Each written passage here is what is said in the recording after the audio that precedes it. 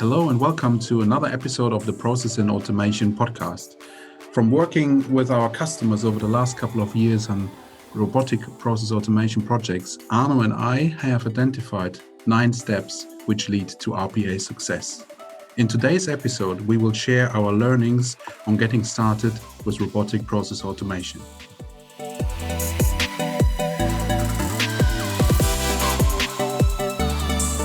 So hello everyone, and welcome to the episode. Arno and I am here to go through the 9 steps of RPA success, and we like to go through them one by one, and at the end of the whole episode, you have a good understanding what is important. And Arno. So the first one I have here on the list is define your objectives. I think this is a good important one to start with. Yes, that's right, Sasha. I think if you look at industrial automation in the past and the repetitive nature of what industrial automation did and still doing today, we can also apply those techniques to repetitive workflows within inside a business. And we can enhance those workflows by using smarter automation, by deploying robotic process automation, which is really just software bots that actions tasks very quickly and in a repetitive fashion. Now, planning is essential. Before we start our RPA initiative and these 9 steps we're going to present today, we need to define clear-cut goals and stages for our RPA initiative. And, we need to chart a course. We need to have specific milestones. And hopefully by following these easy to follow 9 steps today, that would lead to your RPA success or starting your RPA journey. And also you need to understand where RPA fits into your digital transformation goals and the digital transformation journey, because of course that's just one part of it. So Sasha, as you said, define your objectives. Yeah, thank you, Arno. Yeah, with every project, as you mentioned earlier, it's very important to really know where the journey really goes to. It is very important to define your objectives and your outcomes for the project and for the whole business. So when you hear about these interesting technologies, you have to think about what do you want to get out of it. So I think that's the key bit. And a similar way how you define what you want to get out of a new house you want to build. So it's very similar. You have to think about starting with new technologies like RPA, robotic process automation. So think about what you can achieve and want to achieve with it, and what productivity measures you have already in place, and how can you maybe exceed them, what is important to you, and as well along the line, how can you actually improve your staff experience, your customer experience as an overall goal potentially. So defining objectives, like with anything in life really, and in business is the first point. And I would say the second point in the 9-step process, step 2 is finding opportunities. So you've set your definitive objectives. And again, let's say you are looking to introduce scalability in your business. That's a tangible objective. Once you've got those objectives in mind, you need to go out and find these objectives, or these opportunities rather, using that objection or that lens of objectivity. And things to look out for is processes that's got very high volumes of data. So you could easily look at that and say, well, we've got these finance processes. There's a clear opportunity here because we're seeing a lot of churning of data. That might be a good opportunity for automation. Also, what we're looking out for is processes that's got a recurring frequency, things that happens a lot repetitively. Like I said earlier, in the industrial automation, it's stuff that repeats predictably. So that's the same for these processes that recurs frequently. It's the things you need to look out for, these repetitive processes, and then also processes that requires a high degree of accuracy, where human error is out of the question. Again, with financial data, it's very important that those types of processes produce very high degrees of accuracy. Yeah, I think all these processes we then have identified, we now need to check with experts in the business and with experts in the RPA and process field, what is the potential of these processes we have identified. So if we come up with a list, like Arno you just mentioned, we then should look at each of these processes in detail and really see, are they actually feasible to implement? Is it complicated? Is it complex? Are they actually more important than others? And so yeah, this requires a lot of knowledge. You need to get around the table and to discuss and bring company groups in, members of the team, to discuss potential, and and then you have a better understanding of what is really the process, or what these processes to implement. Yeah, I think with the opportunity validation, the key there is to find the best choices for the processes or the opportunities that you have identified. I think a key driver is also to look at the business value versus the feasibility of implementation. It might have a huge business value, but if it's impossible or very complicated to implement, that sort of fails your opportunity validation. And again, remember, this is to start RPA.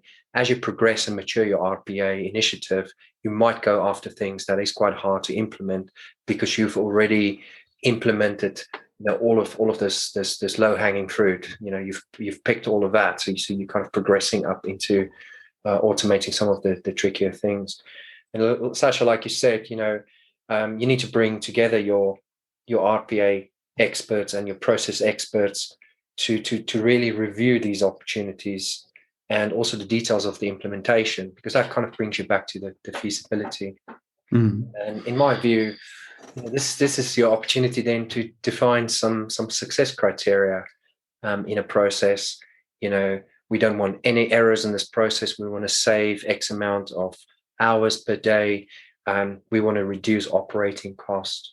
And I think once you've got that, you're in a good position then to establish governance, to say, well, we have got a clear objective, business objective. We have found these opportunities. We've validated them. If we were to implement these, what type of governance do we need to put in place? And this is really where we bring IT and the business together. Because if RPA is part of your IT strategy, it's really important to align it with the broader business and their objectives and initiatives that they want to do with inside the business. So it's really key from a governance perspective to incorporate IT, because ultimately, they're going to be the people that provide you with RPA training. They're going to grant you access to systems that RPA robots needs to source data from. So it's key to ensure that they're on board with the initiative. Of course, if your business is really large, RPA can be really strategic. So it's recommended that the RPA has got oversight of your project management office, for example, so that they know, what is in the pipeline, for RPA.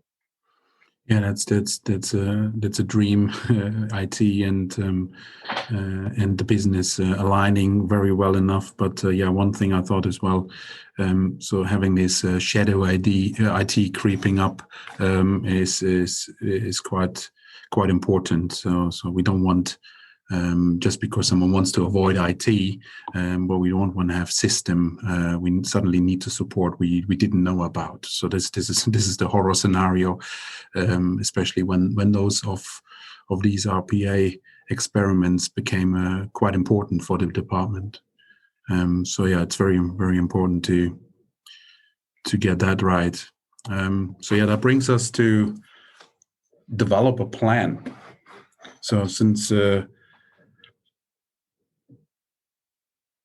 RPA will have an impact on the organization, especially if it's a large organization, it makes sense to plan an implementation very, very carefully. So you need to anticipate and plan for all areas RPA might have an impact to. So it might be that it includes employees suddenly have different job responsibilities because RPA is taking over some of that work they're currently doing. So it might need a bit of retraining so other employees can then do some other valuable stuff in the business. So a part of the technical side, so you need to have a good plan in the organization to roll out and successfully roll out long term. And yeah, I think that all needs to be put in typical document structures, formal documents, so that everyone can review it and discuss it, and there won't be any surprises to whole departments or divisions of a larger organization, or even in the small companies the same. So yeah, so that's very crucial to plan that with everyone who is involved. It's a very important part to make RPA a success. Yeah, and I think the planning it's really planning for change to roles and responsibilities of people. So you might have a person that has got pre-RPA specific roles and responsibility, post-RPA that's going to change. They might be redeployed to something else. So you need to evaluate those impacts to the employees and their roles and responsibilities. And then also from a business perspective, plan how you're going to address that and the expected changes to the roles. And you need to understand the impacts of these changes to people's roles and responsibilities, to their day job. And that's really important. And, a solid plan is really key to the success, because operationally people are set in their ways, and the way of working pre-RPA is going to be different to the way of working post-RPA. So it's really important to have a very clear plan and to articulate in that plan, how you're going to deal with those specific changes of redeployment of staff. And I think, once you've covered these 5 steps, again, just to reiterate, we've defined our objectives of RPA. We found good opportunities. We have now validated the opportunities. We've brought IT into the picture so that, they're part of those conversations for governance. And we've got a good change plan with inside the business to how the roles and responsibilities will evolve. And the next step will really be to spin up a trial or proof of concept.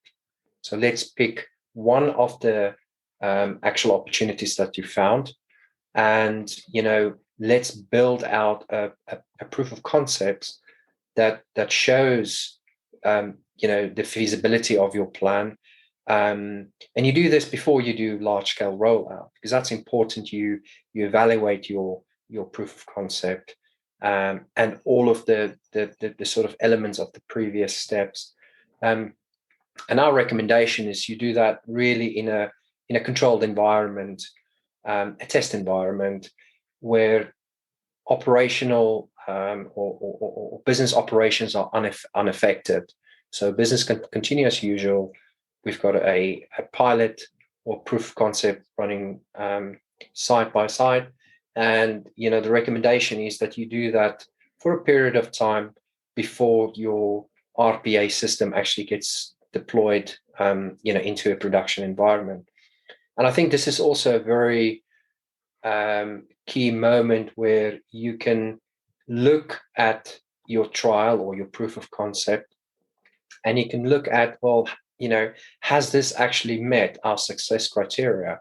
So, for example, if your success criteria was to reduce operating costs or to improve customer experience, then you need to measure that.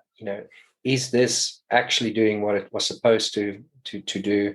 And you shouldn't be scared to at this stage to rework if you need to, or to change direction and try a different pilot. So I think that's quite key. And I think at this stage for your first RPA project, vendor selection will also come into play, where you might look at all of your objectives, the types of projects you're going to do, IT governance, your business change planning, the outcome of the trial, and you might decide, I feel like UiPath is a good candidate here because it's got automation hub in it. You might think, well, we want to do Blue Prism because of the ease of deployment, or Automation Anywhere, or NICE, or any of the sort of the vendors out there that really compatible, with you meeting your objectives. And I think, Sasha, you will agree that's part of the remit of what we do is to try and shape that for companies and try and make that decision making for vendor selection really easy, right? Absolutely. I have one question which came up just now. How do you think, or what do you think is the best time frame to run a trial? For how long should keep it running for? Yeah, it is a good question. We've just came out of a successful trial that we ran for a period of 3 months, and when I say 3 months, it was 3 months from first setting objectives to actually pilot deployment. So the development was really just at the tail end of that, and we think that tends to be for a medium to large size organization, perhaps not enterprise, a sort of a good period of time to address or to go through all of these steps. Otherwise, people start to lose interest again, isn't it? So that's what we see a lot. Yeah. So if it's taking too long, people forget about it even. Yes, that's right. But I think each organization is different. Some people might decide to run multiple pilots simultaneously, which is not unheard of. I think it is just a function of the appetite of management to introduce automation within inside their business, and then buy-in from end users as to what is the type of impacts they'll see to their roles and responsibility. I think some employees are on board with it, because in this particular trial that we've deployed, it saves one person 3 hours a day, which is quite significant. Yeah, it is. Yeah. And it's 3 hours a day of mundane work. I'm not talking about 3 hours a day of work they enjoy. It's really something they don't really like. So there's a high degree of end user satisfaction there, because we're giving them time back, and there tends to be, to come back to your question, how long do you need to run the trial? Well, I think that you would soon find out if the trial is successful or not by looking at the feedback from these people that you are making impacts to their day-to-day roles and responsibility within inside the business, right? Great. Thank you. So that brings us to deploy a solution as our next step. So once the trial has been successful, and all the experiments has been successful, even if it has been a series of trials, so the next step can actually start. This is usually where people get really excited because they can envisage the great results from the trial already in production, and and it is obviously fantastic if you can save 3 hours, for example, per day. And if you see this happening already in production, then everyone gets really excited. So, but there's still something to do to deploy a solution. We shouldn't forget about the typical steps we usually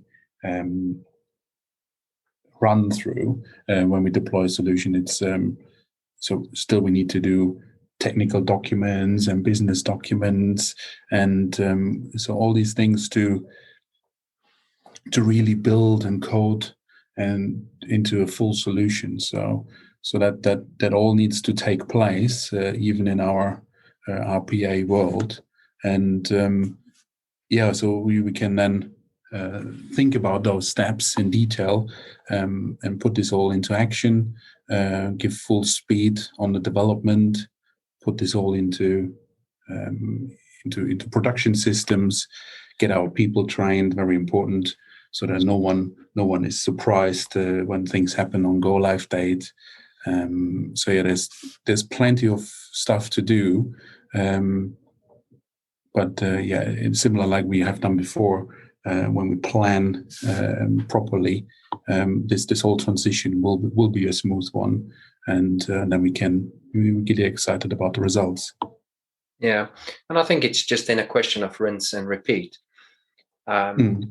because once you've deployed your solution, the pilot solution, when it's successful, there will be adoption, because if you're starting to save people's time, it's highly unlikely that they're going to want you to turn that solution off, that time-saving solution. So there will be a degree of taking your pilot and productionizing it and strengthening it, and perhaps looking at enhancing it, and really just tracking its progress, and looking again at the success metrics that you've defined in your planning phase, your KPIs, for example, that you want the solution to adhere to, to judge the success. And again, examples of success metrics is, did it provide us that higher accuracy? Did it save us the time it was supposed to save us? Did it improve productivity? Are we seeing more things happening now with inside the department that this was deployed to? Did it provide that better end user or customer experience that we were after? So these are all kind of success metrics that, when you deploy the solution that you can measure. And I think you should always ask yourself, if you didn't reach these goals, you ask yourself, well, why didn't we reach the goal? And like I said in a previous discussion, different people might have different views on what success criteria is. So management success criteria might be, this need to have a cost saving of a certain amount. It might not reach that, but if you speak to end users, they like, this is great, this saves me 2 hours a day, or even 1 hour a day. For me, this is a big success.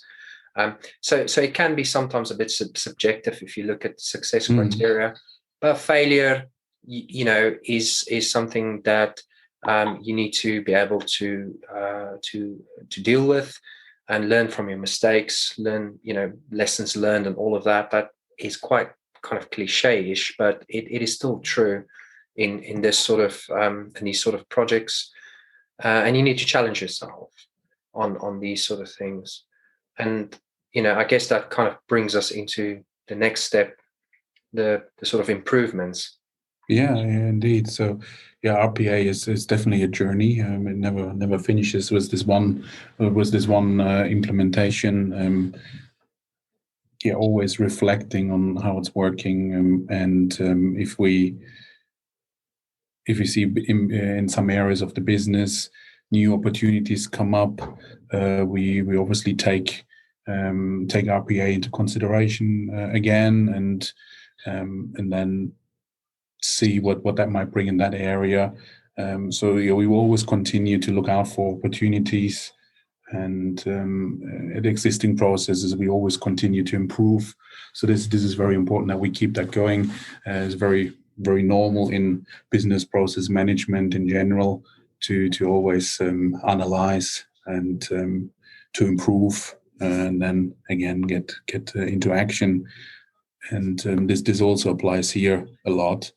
So it is very iterative, and so the constant feedback from staff and customers is also very important, which leads us then to new projects, and then the whole circle. Then we start with step one again, and hopefully we can produce more and more of those successful implementations. Yeah, so I guess in summary, so if we look at those 9 steps again, just briefly, before we wrap this up and perhaps move forward to providing some examples of a typical project. So again, the first step is to define those objectives. Let's just say cost savings is a good example. The second step, find those opportunities, look at those highly repetitive processes, look at those processes recurring frequently, document those opportunities, and then validate it, do analysis on it, feasibility analysis, bring those RPA experts and the business experts together so that they can discuss the details of the implementation with the view to choose a successful first pilot. The next step, the fourth step, is look at your IT governance, bring in the people from IT, make sure they're on board, because they're the people that ultimately needs to support this, provide training.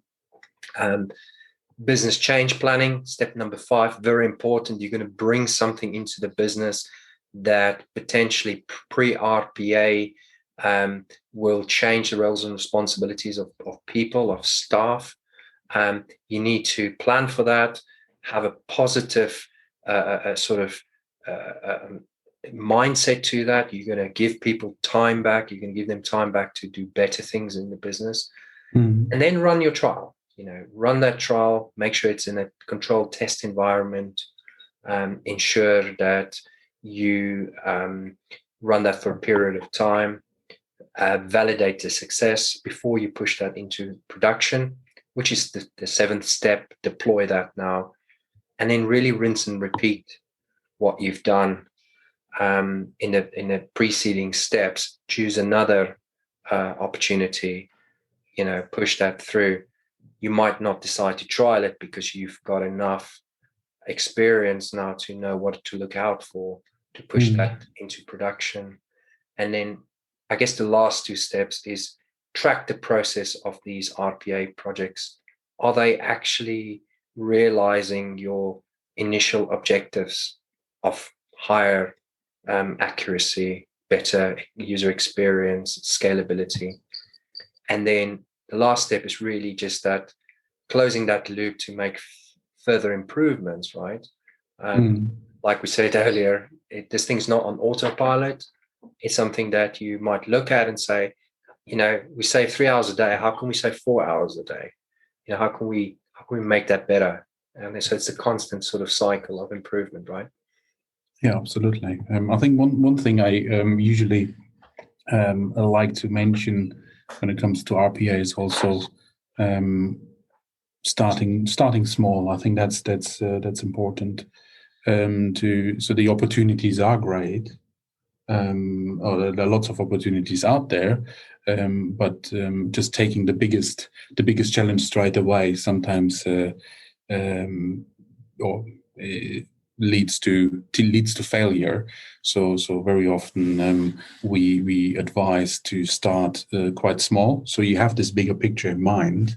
That's absolutely fine. So you have the big goals, but especially in the beginning, when you embark on that journey, then take one department at a time, less complex maybe in the beginning, and then do these iterations, do these 9 steps, and then take the next big project, 2 departments, 2 divisions, lots of integrations, lots of stakeholders to manage, and then go from there.